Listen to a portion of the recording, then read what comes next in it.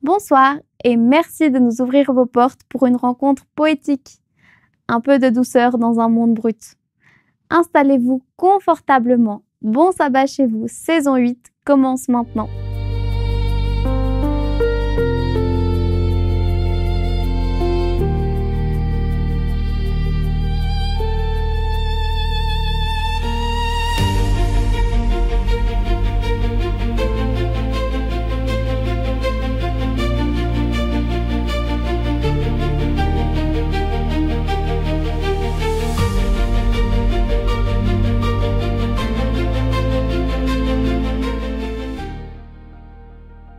Vous savez ce que j'aime le moins en automne? Les températures qui baissent et les jours qui diminuent. Il fait de plus en plus froid et nuit de plus en plus tôt. En tout cas, ici en Suisse.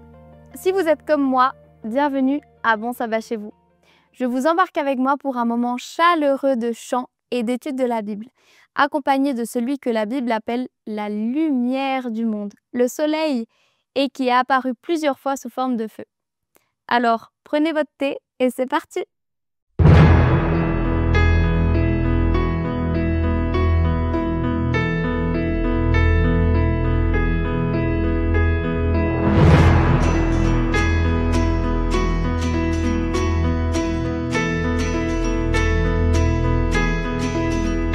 Parfois, ma foi se fait bien bousculer, je dois bien l'avouer, mon cœur a aussi ses failles, ses blessures anciennes comme autant d'entailles. Je n'ai pas honte de ça, car tu connais tout de moi, pourtant tu m'aimes quand même. Tu es ma terre, mon seul repère, là où tout recommence. Je me sens chez moi, au creux de tes bras, je revis en ta présence. Se sentir étranger au milieu de gens, de lieux que je connais, alors que tu veux me dire que ma place est ailleurs, qu'il vaudrait mieux partir si je m'éloigne de toi. C'est souvent bien malgré moi, tu sais me ramener, me ramener. Tu es ma terre, mon seul repère, là où tout recommence. Je me sens chez moi, au creux de tes bras, je revis en ta présence. Tu es ma terre, mon seul repère, là où tout recommence. Je me sens chez moi, au creux de tes bras, je revis en ta présence.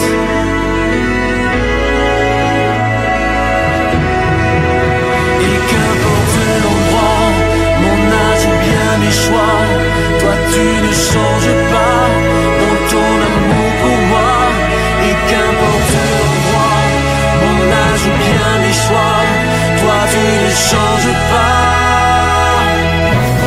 Tu es ma terre, mon seul repère, là où tout recommence. Je me sens chez moi, au creux de tes bras, je revis en ta présence.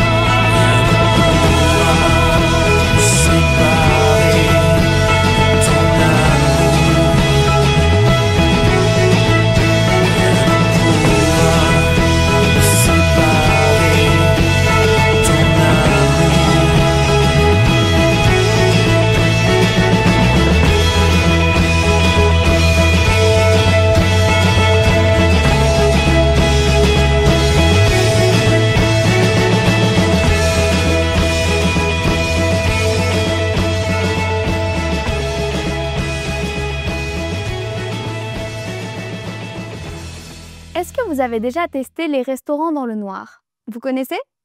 C'est un concept qui existe depuis bien des années maintenant à Genève, à Paris, un peu partout. Ce sont des restaurants qui proposent une expérience pour le moins étonnante. Manger dans l'obscurité totale. Vous êtes guidé à une table et vous recevez vos plats sans savoir ce que vous allez manger. L'idée est que vous dégustiez votre repas sans la vue, mais avec un sens du goût décuplé. Selon ceux qui ont expérimenté, l'expérience est unique. Elle permet de découvrir de nouvelles sensations et de créer un lien particulier avec les inconnus autour, qui vivent la même chose. D'autres parlent aussi de la joie de retrouver la lumière à la fin du repas. Ce qui est intéressant, je trouve, c'est que l'obscurité nous place dans une situation inconfortable, mais qui nous amène à nous dépasser en attendant la lumière. C'est parfois ce que la vie nous impose, des moments sombres, mais qui nous rapprochent de Dieu, qui est la lumière. Mais je laisse la place maintenant à Nicolas Walter, notre invité du jour, qui en parlera mieux que moi.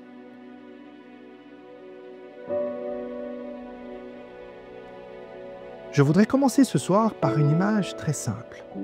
Imaginez-vous enfermé dans une cave ou dans une grotte. Il fait noir. Vous tendez les mains, mais vous ne voyez rien. Vous avancez, mais vous heurtez des murs. Il y a ce silence lourd, oppressant, paniquant presque. Je me rappelle qu'enfant, il m'arrivait souvent, lorsque je devais me lever au milieu de la nuit et que je n'étais pas chez moi, j'étais perdu, sans repère, cherchant dans cette chambre l'interrupteur de la lumière. Je me levais, je longeais le mur à sa recherche. Il me fallait parfois un bon moment, car perdu dans l'espace de cette pièce sombre, je cherchais du mauvais côté. Alors, pris de panique, je devais me calmer et ensuite continuer ma recherche jusqu'à ce que je puisse trouver le moyen d'éclairer ma chambre. Ces moments qui semblent durer une éternité sont assez angoissants, vous en conviendrez. Le cœur bat fort. Mais quel soulagement lorsque cette lumière vient éclairer cet espace, pourtant si petit, cet espace qui paraissait si grand et qui à la lumière du jour paraît tellement petit, cet espace dans lequel on pouvait presque se perdre. Oui, une seule lumière, même faible, suffit à changer toute l'atmosphère et cette lumière le rend plus fort. C'est exactement ce que nous dit, en d'autres mots, le psalmiste dans le psaume 18, au verset 29. « C'est toi qui fais briller ma lampe. Le Seigneur, mon Dieu, éclaire mes ténèbres. » Ces paroles sont celles du roi David. Ce chant de reconnaissance de David, qu'est le psaume 18, a été composé lors de son ascension au trône, quand le royaume était enfin fermement établi entre ses mains et après les années de fuite devant Saül. Il attribue tout à Dieu, qui est sa force, son roc, sa forteresse, son libérateur, son appui, son refuge, son bouclier, son salut et sa haute retraite. Ce psaume est vraiment puissant. Mais par ces mots, on voit bien que David a aussi connu la nuit, la peur, la fuite, la solitude, avant même d'accéder à cette royauté. Lui qui avait des ennemis réels, visibles, qui cherchaient constamment à s'en prendre à sa vie. Mais il avait aussi ses ténèbres intérieures, découragement, culpabilité, angoisse. Ce qui l'amène à confesser « Dieu éclaire mes ténèbres ». Et il ajoute juste après « Avec lui, je franchis les murailles » ou, autrement dit, je prends d'assaut les remparts. Dans la Bible, la lampe est une image forte. Elle exprime la vie et la prospérité. Elle représente la vie que Dieu entretient, le souffle même de l'homme, comme le dit le livre des Proverbes, le souffle de l'homme est une lampe de l'Éternel, en Proverbes 20, 27. Et les murailles, elles représentent ce qui paraît humainement impossible. Devant une muraille, on se sent petit, impuissant. Mais David le reconnaît. Ce que je ne peux pas faire seul, Dieu le rend possible. C'est avec toi, dans les mots de David, exprime véritablement cette assurance de la victoire qu'il sait déjà avoir en Dieu. La dynamique de la vie de David réside dans l'Éternel, son Dieu. Sa lumière permanente et sa force maintiennent toutes deux le feu ardent de l'existence personnelle et apportent l'encouragement et la puissance qui permettent de surmonter les difficultés. David fait également connaître les espérances qu'il fondait sur ses propres expériences. Il considère les délivrances dont il a été l'objet comme pouvant se renouveler, se reproduire sans cesse. Et ce n'est pas seulement David qui fait cette expérience. Des siècles plus tard, le roi Ézéchias dira au peuple, alors que les Assyriens encerclent Jérusalem, il dira « Fortifiez-vous et ayez du courage.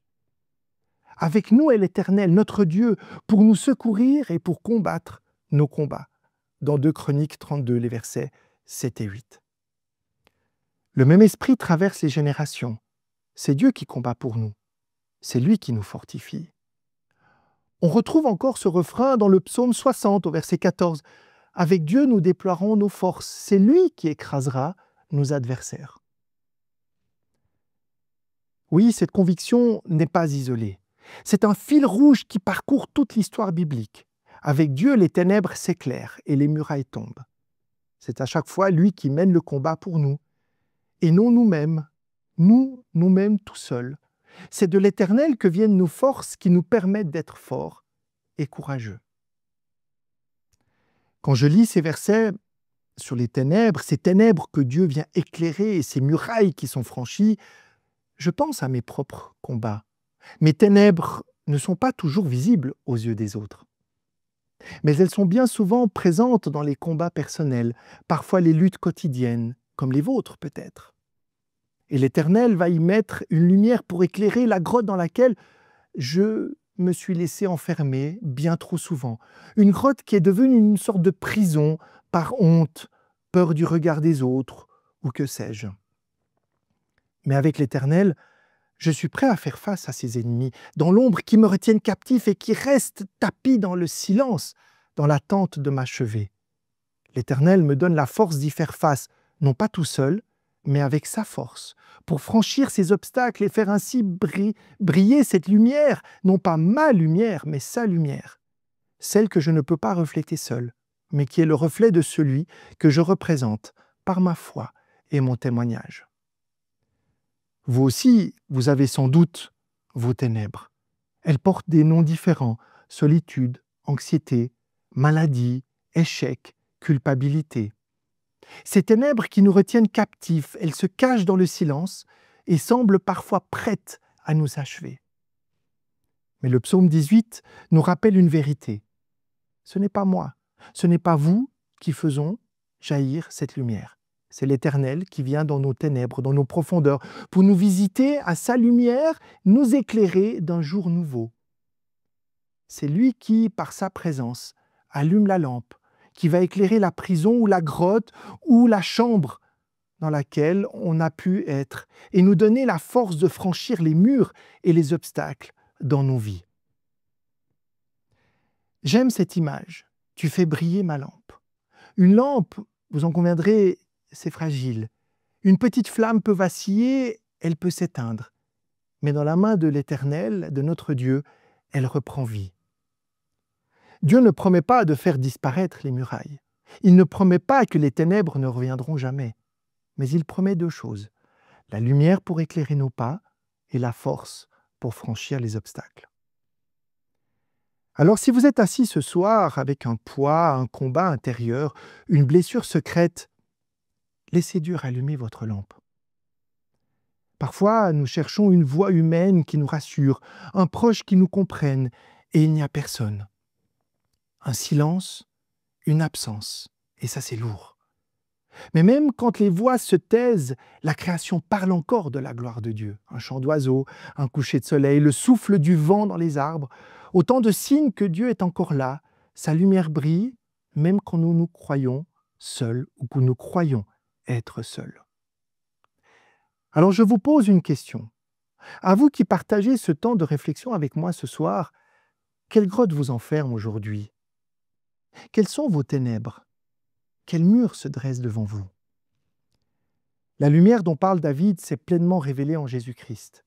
C'est lui qui a dit dans l'évangile de Jean au chapitre 8 au verset 12 « C'est moi qui suis la lumière du monde. Celui qui me suit ne marchera jamais dans les ténèbres, mais il aura la lumière de la vie. » Et c'est pourquoi Paul pouvait écrire dans l'Épître aux Philippiens au chapitre 4, le verset 13 « Je peux tout en celui qui me rend fort et puissant. » Paul, comme David, dont nous avons parlé jusqu'à présent, exprime une même assurance dans la victoire que Dieu peut avoir et a dans sa vie, et qui lui a permis et lui permet aussi d'avancer, de se relever de tous les défis personnels qui se présentent devant lui, même ceux qu'il vit au plus profond de lui-même, non pas comme des obstacles infranchissables, mais comme des murailles à franchir, avec Dieu à ses côtés. Le Seigneur, il le sait, ne manquera ni de lui donner ce dont il a besoin, ni de le fortifier pour faire face à toutes ces situations. Par ces mots, il exprime toute la plénitude de la grâce dont il se sent, lui, pauvre pécheur, comblé par Dieu. Mais attention, Paul n'a pas découvert cette force sans passer lui-même par les ténèbres. Sur le chemin de Damas, on le lit dans le livre des Actes au chapitre 9, Jésus l'a d'abord rendu aveugle pendant 3 jours. Il l'a plongé dans l'obscurité totale. C'était comme une nuit intérieure, un face-à-face avec ses propres ténèbres. La culpabilité d'avoir persécuté les chrétiens, la prise de conscience de s'être trompé de combat et tous les autres combats que nous pouvons ignorer.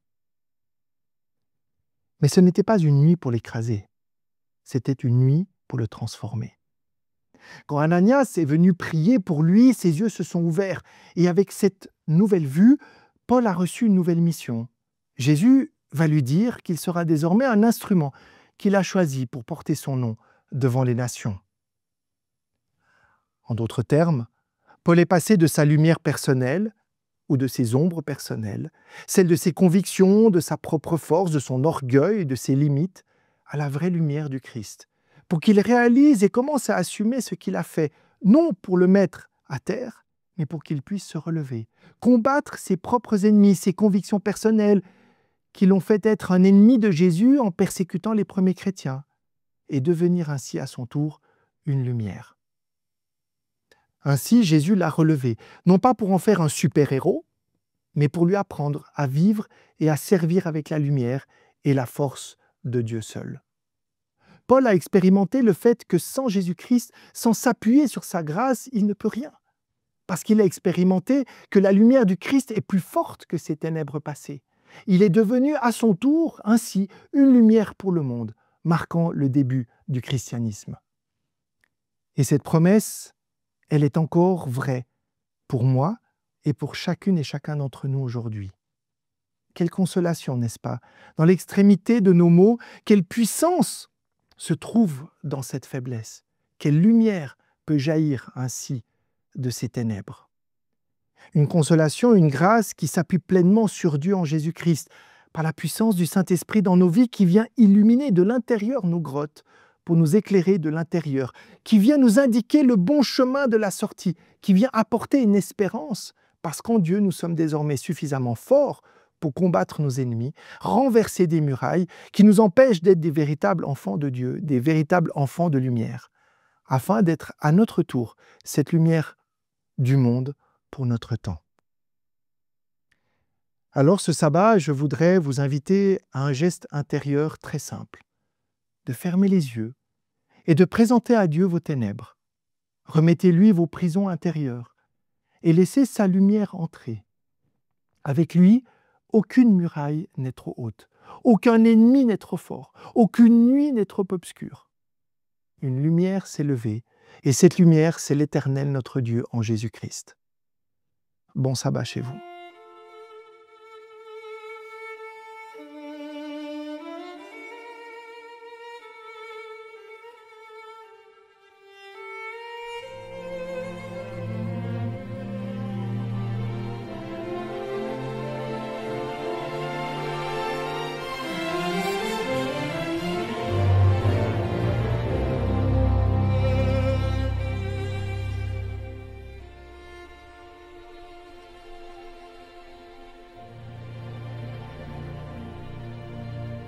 Le monde court toujours après le succès. Peut-être est-ce la clé du bonheur, qui sait? On est prêt à se battre pour l'or et l'argent. Tout ça peut disparaître en un instant.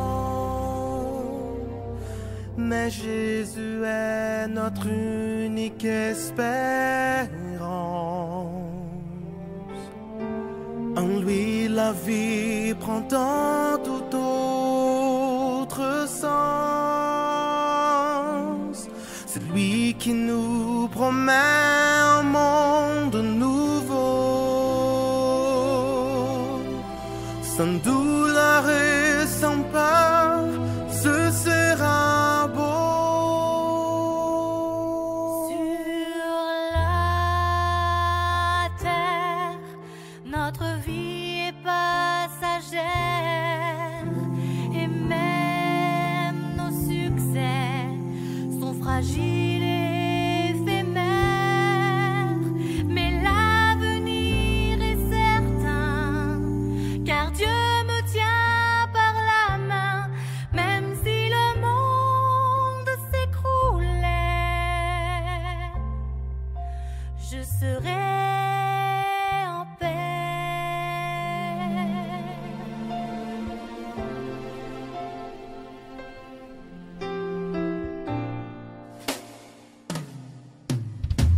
Remets ta vie entre les mains du Maître.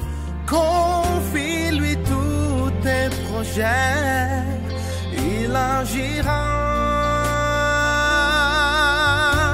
Le vrai bonheur sur terre, c'est de le connaître. Vivre ici-bas, mais dépendre du roi. Sur la terre, notre vie est passagère, et même nos succès sont fragiles et éphémères. Mais l'avenir est certain, car Dieu me tient par la main, même si le monde s'écroulait, je serai en paix.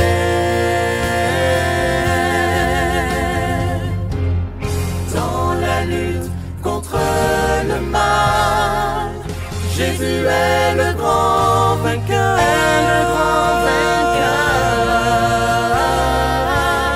C'est lui notre général, il est notre rédempteur. Sur la terre, notre vie est passagère, et même nos succès sont fragiles et éphémères. Mais l'avenir est certain, car Dieu me tient par la main, même si le monde s'écroulait, même si le monde s'écroulait,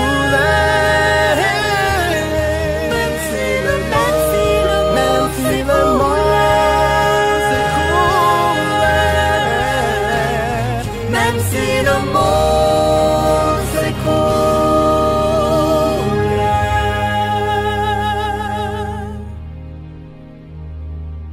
je serai en paix.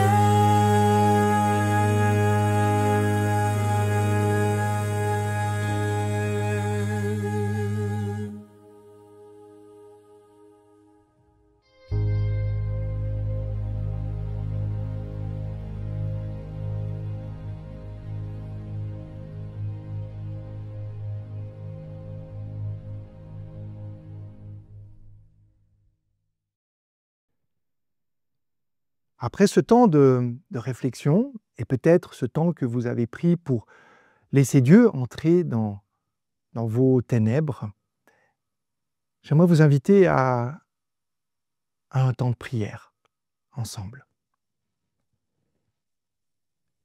Père éternel, tu nous as invités ce soir à venir dans nos ténèbres, dans nos profondeurs, de venir y mettre ta lumière. Tu es venu pour nous visiter, non pas pour nous culpabiliser, ni pour nous mettre à terre, tellement ta puissance de lumière est forte, mais pour nous aider à comprendre, à cheminer, à nous relever, pour nous aider à prendre conscience de ces ténèbres, pour mieux les laisser être éclairées par la puissance de ton amour. Seigneur Père éternel, moi je voudrais te remettre chacune des personnes qui passent par ce cheminement, qui se posent ces questions, et qui, comme Paul ou David et les autres, Seigneur, se sentent que cette lumière ne vient pas de nous-mêmes, mais de toi. Que cette lumière qui éclaire, elle est tellement forte, tellement belle, tellement douce, mais à la fois tellement forte, qu'elle vient éclairer chaque recoin de notre être intérieur, pour y apporter cette lumière, cette grâce dont nous avons tellement besoin. Et une fois remplis de cette lumière, nous pouvons franchir toutes les murailles. Aucune muraille n'est impossible à relever, à défier. Et ces murailles, Seigneur, tu en connais le nom. Tu sais quelles sont les murailles de nos vies, les difficultés, les défis. Et je voudrais te demander de venir les bénir, chacun, d'y apporter cette grâce, cet amour dont j'ai besoin et dont nous avons besoin pour être des véritables enfants de lumière. Que ton nom soit glorifié. En Jésus, je te prie, nous te prions, Père. Amen. Éternel, mon Dieu, éclaire mes ténèbres. Faites de ces mots votre prière en ce sabbat, et que tout ce qui vous questionne, vous semble flou ou ténébreux, puisse prendre sens et s'éclairer face à vous. C'est tout ce que je vous souhaite.